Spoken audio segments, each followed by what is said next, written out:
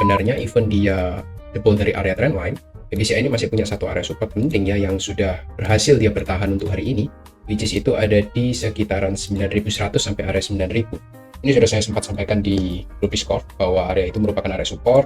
Apabila nanti area box yang terjadi di trendline ini, saya melihat ini ada konsolidasi ya. Kemarin saya kira dia bisa bertahan dan rebound langsung ke atas ya, tapi ternyata dia memilih untuk breakdown dulu, menjemput.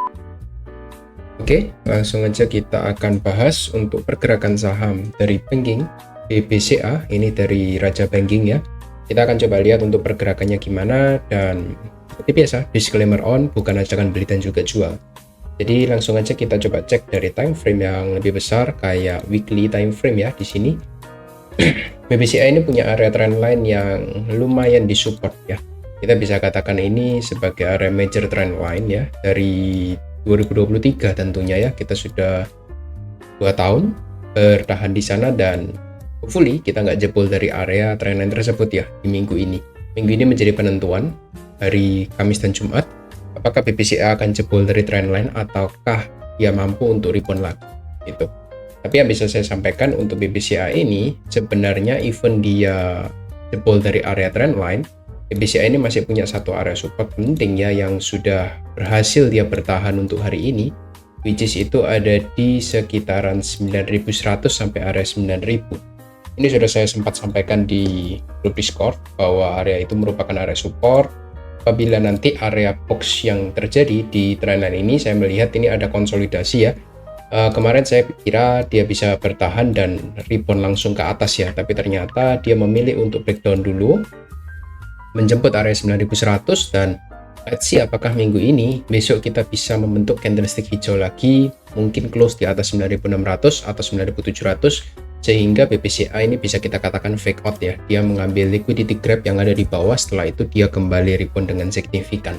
Itu yang kita harapkan sama-sama dari BBCA gitu. Secara tren ya, secara tren sebenarnya juga masih cukup sehat dengan area resisten trendline yang ya kita bisa mark untuk area resisten kita sementara ada di 9.850 lah ya, boleh 9.850 itu bisa teman-teman jadikan area resisten untuk sementara dalam beberapa minggu ke depan.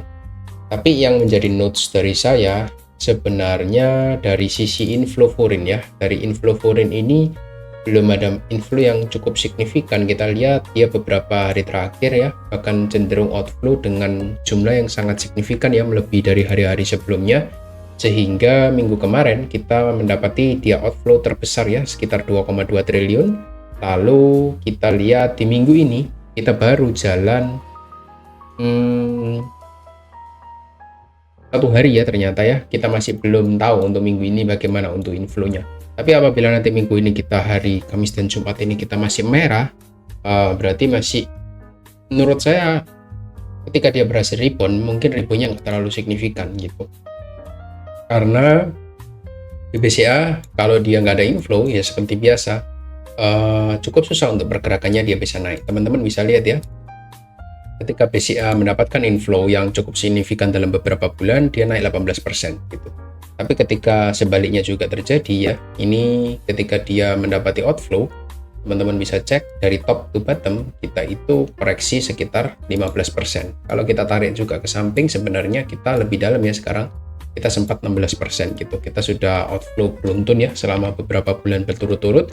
Bahkan di bulan Desember pun kita outflow juga ya, closing dalam keadaan minus 1,3 triliun.